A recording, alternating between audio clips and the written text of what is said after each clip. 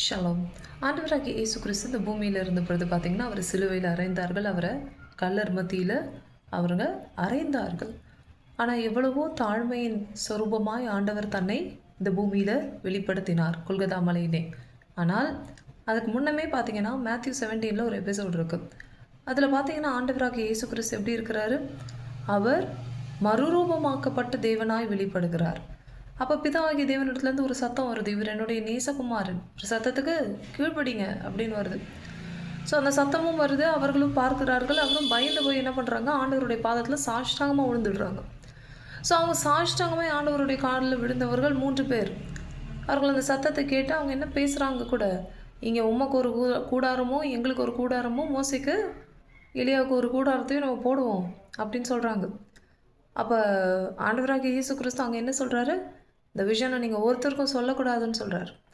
So உங்கள் லைஃப்பில் ஆண்டவராகிய இயேசு கிறிஸ்து மறுரூபத்தை கொடுக்கறது மாத்திரம் இல்லை, சிலுவையை குறித்து பேசுங்கள். உங்கள் லைஃப்பில் எவ்வளவு சிலுவை கொடுத்துருக்கிறார் ஆண்டவர், அந்த சிலுவையில் எவ்வளவு மகிமை ஆண்டவருக்கு நீங்கள் செலுத்திருக்கிறீங்க, அதுதான் முக்கியம்.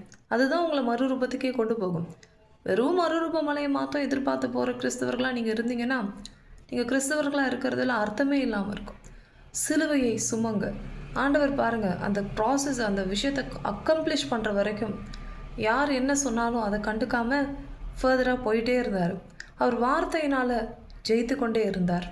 ஆண்டவராகிய இயேசு கிறிஸ்து இன்றைக்கு நமக்கும் அப்படி தான் சொல்கிறார், சிலுவை வரை பின்தொடர்ந்து வா, அதன் பிறகு கர்த்தர் உன்னை மறுரூபமாக்குவார். நீ சிலுவை வரை பின்தொடராமல் மறுரூபத்தை நோக்கி ஓடிக்கொண்டிருந்தாயே, ஆனால் நீ செய்வதில் எப்போ வேணால் நீ விழுந்து போகலாம். ஆனால் நீ சிலுவையை பின்தொடர்ந்தால் நிச்சயமாய் மறுரூபம் உன்னை பின்தொடரும். கர்த்தராகிய இயேசு கிறிஸ்துவுக்கு முன்பாக தாழ்மைப்படுங்க. ஆண்டவர் அந்த தாழ்மையை எதிர்பார்க்கிறார். அந்த தாழ்மையை நீங்கள் தரித்து கொண்டு இயேசு கிறிஸ்துவை பிரசங்கியுங்கள். நிச்சயமாய் கர்த்தர் மகிமைப்படுவார். ஆமேன்.